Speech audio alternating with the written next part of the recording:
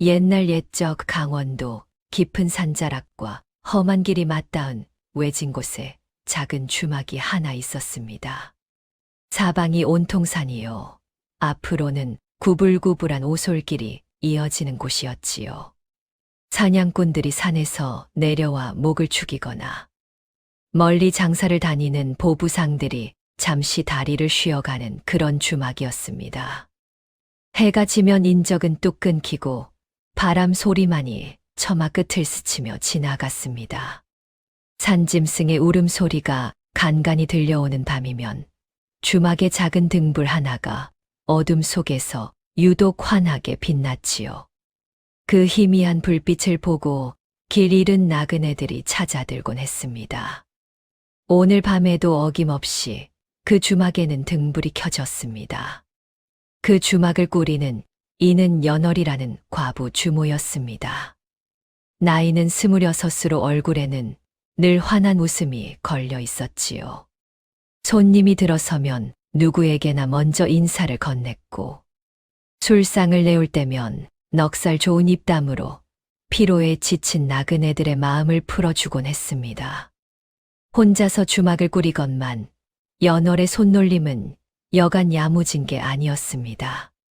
술독을 관리하고 안주를 장만하고 방을 치우는 일까지 척척 해내는 모습의 손님들은 혀를 내두르곤 했지요.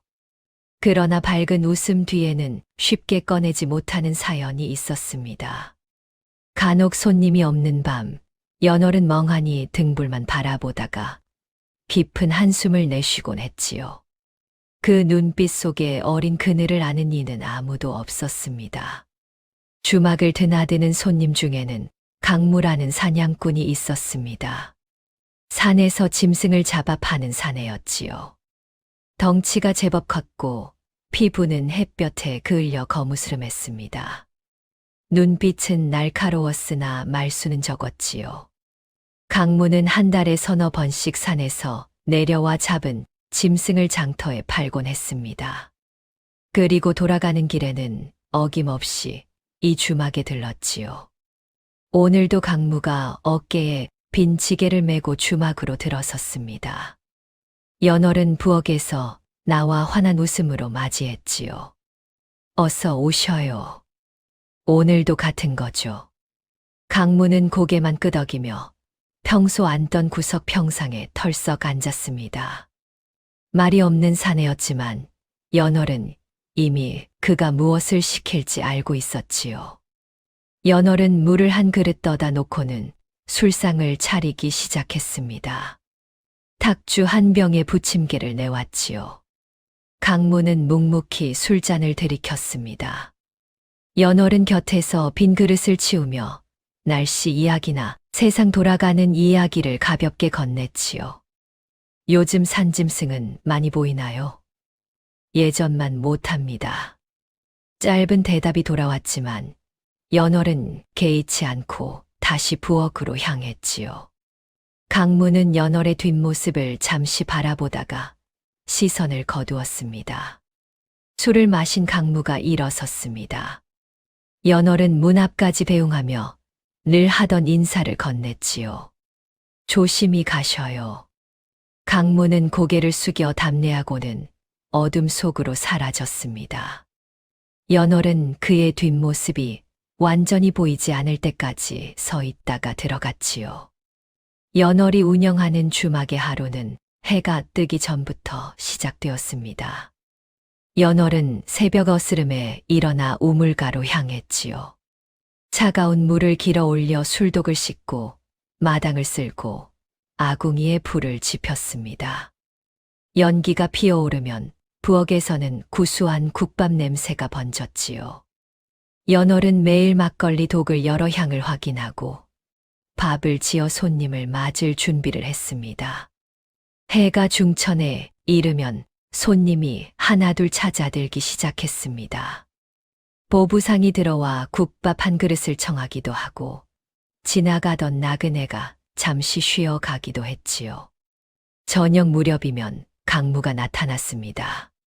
그는 언제나처럼 말없이 구석 평상에 앉아 술을 청했습니다. 그날은 손님이 유독 많았습니다. 장을 보러 갔다 돌아오는 상인 몇이 들어와 자리를 잡았지요. 그중 한 사내는 벌써부터 술이 거나하게 취한 모습이었습니다. 연월은 그들에게도 국밥과 막걸리를 내왔습니다. 취한 상인은 연월을 힐끗힐끗 훑어보며 비죽 웃었지요. 강무는 그 시선을 놓치지 않았습니다. 취한 상인은 막걸리를 단숨에 들이켰습니다. 그리고는 빈병을 탁자에 거칠게 내려놓으며 소리쳤지요. 주모, 술 더. 연월은 새 막걸리 병을 가져다 놓고 물러났습니다. 그러나 상인은 연월의 팔을 붙들었지요. 아니, 이렇게 예쁜 주모가 그냥 가려고? 연월은 재빨리 팔을 빼며 한 걸음 물러섰습니다. 얼굴에 걸려있던 웃음이 사라졌지요. 손님, 오늘은 그만 드시는 것이 좋겠습니다. 목소리는 여전히 차분했으나 눈빛은 차갑게 식어 있었습니다. 상인은 비틀거리며 일어섰습니다. 동료 상인들이 말렸지만 그는 손을 뿌리쳤지요. 뭐야, 주막 주모 주제의 손님한테 이래도 돼. 연월은 더 물러섰습니다. 손님, 오늘은 이만 가시지요. 연월의 목소리가 낮아졌습니다. 손은 앞치마를 꽉 움켜쥐고 있었지요. 상인은 헛웃음을 터뜨렸습니다. 그리고는 비틀거리며 연월 쪽으로 다가왔지요. 날 쫓아내겠다는 거야? 주막 안의 공기가 싸늘하게 식어갔습니다. 다른 손님들은 눈치를 보며 자리에서 일어났지요. 구석에 앉아있던 당무가 술잔을 내려놓았습니다. 턱선에 힘이 들어갔고 눈빛이 날카롭게 변했지요. 강무가 자리에서 일어났습니다. 자리를 박차고 일어서는 소리가 주막 안에 울렸지요. 그의 발걸음이 천천히 상인 쪽으로 향했습니다. 손님, 이제 그만하시지요. 강무의 목소리는 낮고 무거웠습니다. 상인이 고개를 돌렸지요. 덩치 큰 사내가 서 있었습니다. 햇볕에 그을린 피부와 단단한 어깨, 그리고 날카로운 눈빛이 상인을 내려다보고 있었지요. 뭐야 너는? 상인의 목소리가 약간 떨렸습니다. 강무는 한 걸음 더 다가섰습니다. 상인과의 거리가 한 뼘도 채 되지 않았지요. 이제 그만 나가시오. 주모가 더 이상 안 판다잖소. 강무의 손이 상인의 어깨를 잡았습니다. 힘을 주지 않았는데도 상인의 몸이 휘청거렸지요. 상인은 강무의 눈을 마주했습니다. 산에서 짐승을 잡는 사내의 눈이었지요. 살기 어린 눈빛에 상인은 얼어붙었습니다. 아, 알았어. 가면 되잖아. 상인은 비틀거리며 뒤로 물러섰습니다. 동료들이 황급히 일어나 상인을 부축했지요. 술값은 여기 있소. 동료 중 하나가 돈을 탁자에 던지듯 놓고는 취한 상인을 끌고 나갔습니다. 문이 거칠게 닫혔습니다. 주막 안에 정적이 흘렀습니다. 연월은 가슴에 얹었던 손을 천천히 내렸습니다. 거칠게 뛰던 심장이 조금씩 진정되었지요. 고맙습니다. 손님. 연월의 목소리가 작게 떨렸습니다. 강무는 고개만 끄덕이고는 제자리로 돌아갔습니다. 평상에 다시 앉아 술잔을 들었지만 손이 미세하게 떨리고 있었지요. 연월은 강무를 바라보았습니다. 늘 보던 단골 손님이었습니다. 말수 적고 조용하고 그저 술 한잔 하고 가는 사냥꾼이었지요. 그런데 오늘은 달라 보였습니다. 넓은 어깨가 든든하게 느껴졌고 낮은 목소리가 마음을 안정시켰지요. 연월은 자신도 모르게 입가에 미소를 띄었습니다. 강무도 연월을 힐끗 보았습니다. 연월이 자신을 보며 웃고 있었지요. 강무는 급히 시선을 돌렸습니다. 귓불이 뜨거워지는 것을 느꼈지요. 사흘 뒤 해가 서쪽으로 기울 무렵 주막에 강무가 들어왔습니다. 그런데 강무의 몰골이 말이 아니었습니다. 옷자락은 해지고 왼팔을 감싼 천에서는 피가 배어나오고 있었지요. 연월이 부엌에서 나오다 그를 보고 깜짝 놀랐습니다. 손님, 다치셨습니까? 강무는 힘없이 평상에 앉으며 고개를 끄덕였습니다. 별이 아닙니다. 멧돼지를 잡다가 조금 다쳤습니다. 그러나 피는 계속 흘러나왔습니다. 천이 붉게 물들어 있었지요. 연월은 더 묻지 않고 부엌으로 달려갔습니다. 깨끗한 천과 약초 주머니를 가져왔지요. 이리 팔을 내밀어 보십시오. 연월이 강무 옆에 앉았습니다. 강무는 잠시 망설이다가 천천히 팔을 내밀었지요. 연월이 피 묻은 천을 풀어내자 깊게 찢어진 상처가 드러났습니다. 이게 별일이 아니라니요. 당장 치료하지 않으면 골습니다. 연월의 목소리에 걱정이 묻어났습니다. 연월은 우물물로 상처를 씻어냈습니다. 강무의 얼굴이 일그러졌지만 소리를 내지 않았지요. 연월은 약초를 지식여 상처에 발랐습니다. 그리고는 깨끗한 천으로 단단히 감았지요. 이런 상처를 입고 사냥을 나가면 안 됩니다. 며칠은 쉬십시오. 연월의 손길이 강무의 팔에 오래 머물렀습니다. 천을 감는 손끝이 조심스러웠지요. 강무는 자신의 팔을 감싸고 있는 연월의 손을 바라보았습니다. 가늘고 하얀 손이었지요. 주막일로 거칠어졌을 텐데도 신기하게 부드러웠습니다. 연월이 고개를 들었습니다. 두 사람의 시선이 마주쳤지요. 연월의 눈에는 진심 어린 걱정이 담겨 있었습니다. 강무는 가슴 한쪽이 뜨거워지는 것을 느꼈지요. 고맙습니다. 강무의 목소리가 평소보다 낮았습니다. 연월은 미소 지으며 천천히 손을 거두었지요. 연월이 일어나 부엌으로 향했습니다. 강무는 그 뒷모습을 바라보았습니다. 가슴이 두근거렸지요. 얼마 지나지 않아 연월이 김이 모락모락 올라오는 국밥을 들고 나왔습니다. 드십시오. 연월이 강무 앞에 국밥을 놓았습니다. 강무는 국밥을 내려다보았습니다.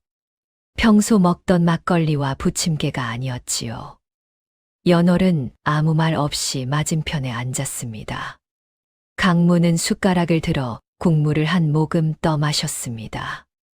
뜨끈한 국물이 목을 타고 내려가며 온몸을 데웠지요. 맛있습니다. 강무의 목소리가 떨렸습니다. 연월은 조용히 미소 지으며 강무가 말없이 국밥 먹는 모습을 바라보았지요. 강무는 그릇을 말끔히 비우고 숟가락을 놓았습니다. 잘 먹었습니다. 오랜만에 따뜻한 밥을 먹었습니다. 연월은 빈 그릇을 보며 미소 지었습니다. 두 사람은 한동안 말없이 마주 앉아 있었습니다. 주막은 고요했고 바람 소리만 스쳐 지나갔지요. 말하지 않아도 두 사람의 마음이 천천히 가까워지고 있었습니다. 며칠 뒤 강무는 상처가 아물자 다시 사냥을 나섰습니다. 평소 사냥하던 골짜기로 향했지요. 그런데 땅바닥에 이상한 흔적이 있었습니다. 짐승의 발자국이 아닌 사람의 발자국이었지요. 그것도 여럿이 지나간 흔적이었습니다. 강무는 몸을 낮추고 발자국을 살폈습니다. 신발 자국이 평범한 집신이 아니었지요. 관아 군졸들이 신는 가죽신이었습니다. 이 깊은 산속의 군졸들이? 강무는 발자국을 따라 조심스럽게 움직였습니다. 한참을 걷자 절벽 아래 작은 동굴이 보였습니다. 동굴 입구 근처에서 목소리가 들렸지요. 강무는 바위 뒤에 몸을 숨기고 살폈습니다. 대여섯 명의 군졸들이었습니다. 군졸들은 커다란 자루들을 동굴 안으로 옮기고 있었지요. 그때 군졸 하나가 자루를 옮기다 발을 헛디뎠습니다. 자루가 땅에 떨어지며 찢어졌지요. 안에서 쌀이 쏟아졌습니다. 멍청한 놈. 조심해야지. 한 군졸이 낮은 목소리로 다그쳤습니다. 강무는 숨을 죽인 채 그 모습을 지켜보았습니다. 관아의 곡식을 훔치고 있구나. 강무의 눈빛이 굳었습니다. 군졸들은 쏟아진 쌀을 주워 담았습니다. 그리고는 자루들을 동굴 깊숙한 곳에 쌓았지요.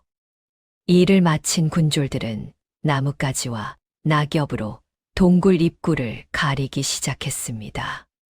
강무는 천천히 몸을 돌렸습니다. 소리 없이 뒤로 물러나야 했지요. 그때였습니다. 발밑에 돌을 잘못 밟아 돌이 아래로 굴러 떨어졌지요. 군졸들이 소리가 나는 쪽을 쳐다보며 강무와 눈이 마주쳤습니다. 거기 누구냐? 군졸 하나가 소리쳤습니다. 강무는 몸을 일으켜 산을 타고 올라갔습니다. 군졸들이 뒤를 쫓았지요. 놓치지 마. 저 놈을 놓치면 안 돼. 군졸들의 목소리가 등 뒤에서 들렸습니다. 강무는 평생 산에서 살았습니다. 산길은 강무의 손바닥 안에 있었지요. 바위를 타고 나무 사이를 빠져나가며 군졸들을 따돌렸습니다. 한참을 달리고 나서야 뒤쫓아오는 소리가 멎었습니다. 강무는 나무 뒤에 몸을 숨기고 숨을 골랐습니다. 가슴이 거칠게 뛰었지요. 저들은 내 얼굴을 봤어. 강무의 얼굴이 창백해졌습니다. 저들은 강무를 찾을 것입니다. 목격자를 가만둘 리 없었지요. 강무는 오두막으로 돌아가 필요한 것만 챙겨 들고 더 깊은 산속으로 숨었습니다. 이제 더 이상 산은 안전한 곳이 아니었습니다. 강무를 놓친 군졸들은 다음 날 다시 산을 뒤졌습니다. 오두막을 찾아냈으나 이미 비어 있었지요. 산속 곳곳을 뒤졌지만 강무는 어디에도 보이지 않았습니다. 이틀을 헤맨 끝에 군졸들은 삿도를 찾아갔습니다. 산에서 사냥꾼이 자신들을 봤다고 보고했지요. 삿도의 얼굴이 굳어졌습니다. 목격자를 놓쳤다고? 삿도가 탁자를 내리쳤습니다.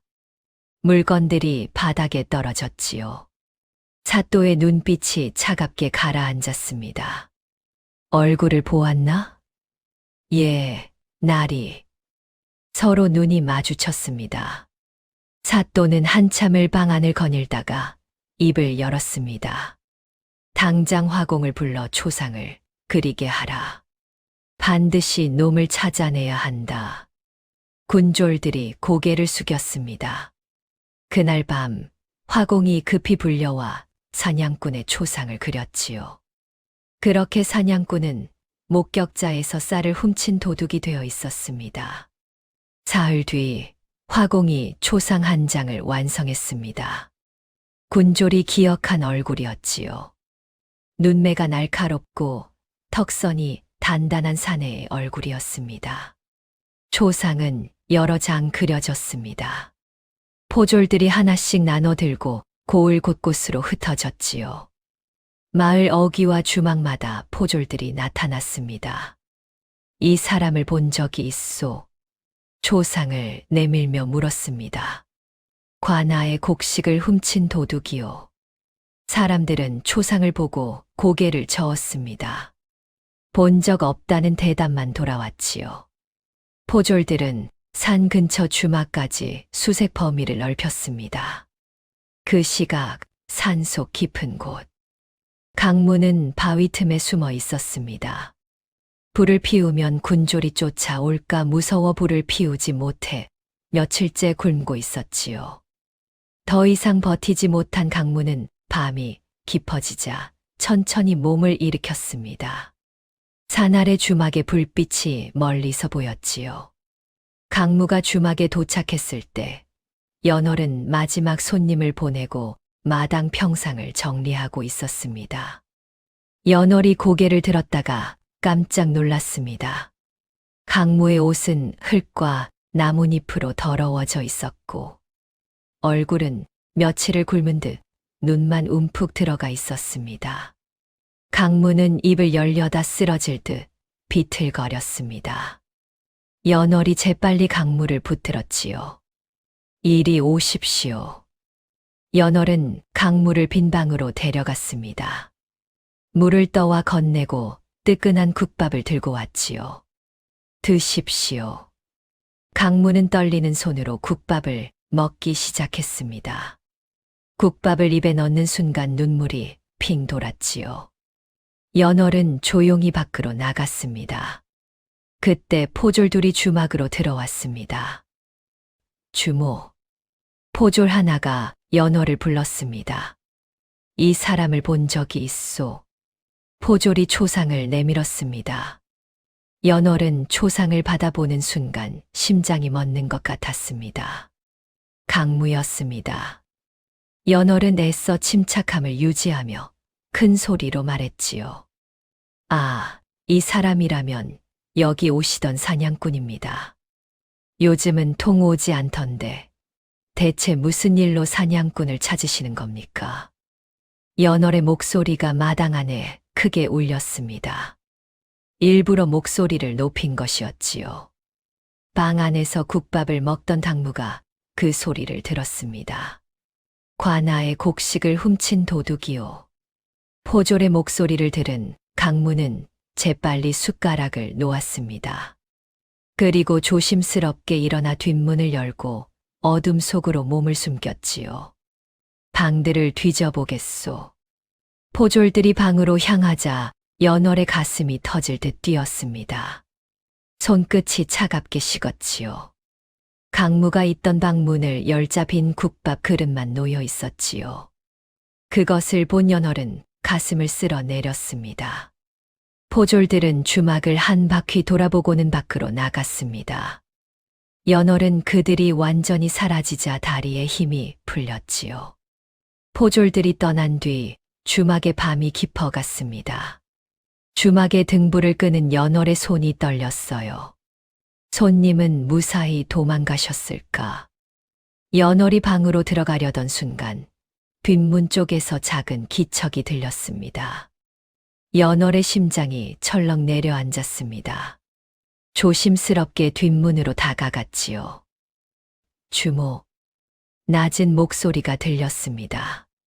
강무였습니다. 연월은 문을 열었습니다. 어둠 속에 강무가 서 있었지요. 강무는 고개를 숙인 채 말했습니다. 다시 오면 안 되는 줄 알면서도 갈 곳이 없어 왔습니다. 목소리가 떨렸습니다. 산속은 추웠고 포졸들이 곳곳을 뒤지고 있었지요. 연월은 잠시 생각하더니 문을 열어주었습니다. 들어오십시오. 연월이 강무를 가장 안쪽 방으로 데려갔습니다. 창문이 없는 작은 방이었지요. 여기는 밖에서 보이지 않습니다. 오늘 밤은 여기서 쉬십시오. 연월은 아무것도 묻지 않고 이불을 펴주었습니다. 고맙습니다. 강무가 낮게 말했습니다. 연월이 나가려 하자 강무가 입을 열었습니다. 저는 도둑이 아닙니다. 강무의 말에 연월이 돌아봤습니다. 며칠 전 산에서 사냥을 하다 이상한 것을 보았습니다. 관아의 군졸들이 동굴에 곡식 자루를 숨기는 것이었지요. 강무의 목소리가 떨렸습니다. 그들과 눈이 마주쳤을 때 도망쳤지만 제가 곡식을 훔쳤다는 누명을 씌웠습니다. 그 말을 들은 연월의 눈동자가 흔들렸습니다. 제 남편도. 연월이 떨리는 목소리로 말을 꺼냈습니다. 제 남편도 그랬습니다. 강무가 고개를 들었습니다. 연월의 눈가가 붉어져 있었지요. 남편은 관아에서 곡식 창고를 관리하는 아전이었습니다. 어느 날부터 곡식이 사라지는 것을 알아챘지요. 연월의 손이 무릎 위에서 떨렸습니다. 사또에게 그 사실을 보고하자 오히려 남편이 곡식을 훔쳤다는 누명을 썼습니다. 연월의 목소리가 잠겼습니다. 추적을 피해 도망가다 그만 산비탈에서 추락했지요. 강무는 연월을 바라보았습니다. 가슴이 먹먹했지요. 연월은 눈물을 닦고 일어나 밖으로 나갔습니다. 그리고 마당 처마 밑틀보 밑을 더듬어 숨겨져 있던 보자기를 꺼내왔지요. 남편이 남긴 것입니다. 연월이 떨리는 손으로 보자기를 풀었습니다. 낡은 문서들이 나왔지요. 강무는 문서를 받아들었습니다. 그는 촛불 아래서 읽기 시작했습니다. 거기에는 곡식을 빼돌린 시기, 장소, 방법 등이 적혀 있었지요. 강무의 손이 떨렸습니다. 저는 아무것도 할 수 없었습니다. 남편의 누명도 풀지 못하고 진실도 밝히지 못했지요. 연월의 입술이 떨렸습니다. 그래서 그곳을 떠나 이곳으로 왔지요. 다행히 주막을 혼자 꾸리던 할머니가 갈 곳 없는 저를 받아주셨습니다. 그리고 할머니가 돌아가신 뒤에는 이 주막을 물려받게 되었지요. 연월은 깊게 숨을 내쉬며 말했습니다. 더 이상 숨지 않고 이것을 가지고 형조에 가겠습니다. 강무가 결심한 듯 말했습니다. 저도 함께 가겠어요. 강무가 연월을 바라보았습니다. 이건 제 남편의 일이기도 합니다. 남편의 누명을 벗겨주고 싶어요. 연월의 목소리가 떨렸지만 단호했습니다.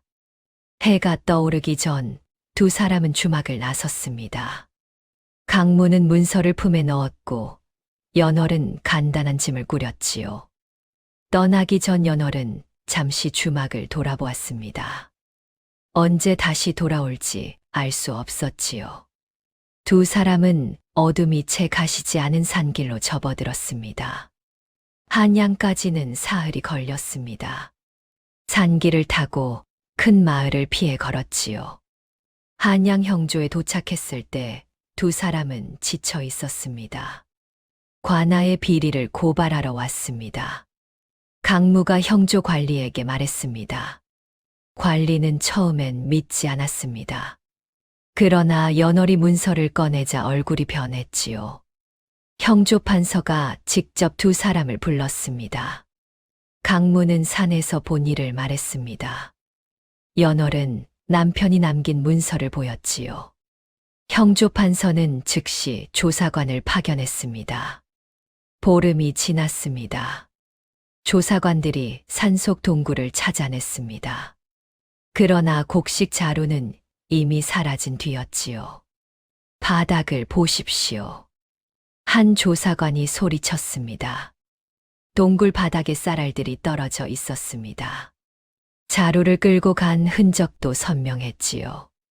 조사관들이 흔적을 따라가자 산 아래 외진 창고로 이어져 있었습니다. 빼돌린 곡식을 받아간 상인들이 잡혔습니다. 그들은 군졸에게 은자를 주고 샀다고 진술했지요. 군졸들도 하나둘 잡혀왔습니다. 사또의 명을 받았습니다. 그들은 모두 사또를 지목했습니다. 드디어 사또가 한양으로 압송되었습니다. 형조의 신문장에 끌려왔지요. 형조의 판결은 길지 않았습니다. 증거가 명백하오. 환곡을 빼돌려 사사로이 팔아넘긴 죄, 무고한 백성에게 누명을 씌운 죄, 관직을 이용해 비리를 저지른 죄. 형조 판서가 죄목을 하나하나 읽어 내려갔습니다. 사또의 얼굴이 창백해졌습니다. 변명할 말이 있소. 사또는 고개를 떨구었습니다. 더 이상 부인할 수 없었지요. 사또를 파직하고 강화도로 유배 보낸다. 또한 그의 재산은 몰수하여 국고로 돌린다. 형조 판서의 목소리가 차갑게 울렸습니다. 사냥꾼 당무에게 씌워진 죄를 벗기고 죽은 아전의 명예를 회복시킨다. 연월은 다리에 힘이 풀려 주저앉았습니다. 강무가 재빨리 연월을 붙들었지요. 이제 끝났습니다. 연월은 고개를 끄덕였습니다. 목이 메었습니다. 몇 해 동안 가슴에 품고 있던 한이 마침내 풀리는 순간이었습니다. 누명이 벗겨지고 두 사람은 한양을 떠났습니다. 사흘을 걸어 주막에 도착했지요. 주막에는 먼지가 쌓여 있었지만 그대로였습니다. 며칠 뒤 산 아래 주막에는 다시 불이 켜졌습니다. 밤길을 가던 이들은 그 불을 보고 자연스레 발걸음을 늦췄지요. 강무는 산으로 돌아가지 않았습니다. 연월의 주막에 머물렀지요. 달빛이 마당에 내려앉은 밤이었습니다. 그렇게 두 사람은 부부가 되었습니다. 계절이 바뀌었습니다. 강무는 주막 뒤편의 작은 텃밭을 일궜습니다. 나무를 패고 울타리를 세웠지요. 연월은 그 모습을 보며 미소 지었습니다. 밤이 깊어지자 연월이 등불에 불을 붙였습니다. 강무가 다가와 나란히 섰지요. 두 사람의 그림자가 벽에 하나로 겹쳤습니다. 외진 산길 끝 작은 주막, 그 등불은 오래도록 꺼지지 않았습니다. 옛말에 동병상련이라 했습니다. 같은 아픔을 가진 이들이 서로를 알아보고 의지하게 된다는 뜻이지요. 때로는 가장 깊은 상처가 가장 깊은 인연이 되기도 합니다. 아픔을 숨기지 않고 나눌 수 있는 사람, 그런 사람을 만난다면 놓치지 마시기 바랍니다. 오늘도 끝까지 들어주셔서 감사합니다. 모두 행복한 하루 보내세요. 모두 행복한 하루 보내세요. 모두 행복한 하루 보내세요. 모두 행복한 하루 보내세요. 모두 행복한 하루 보내세요. 모두 행복한 하루 보내세요.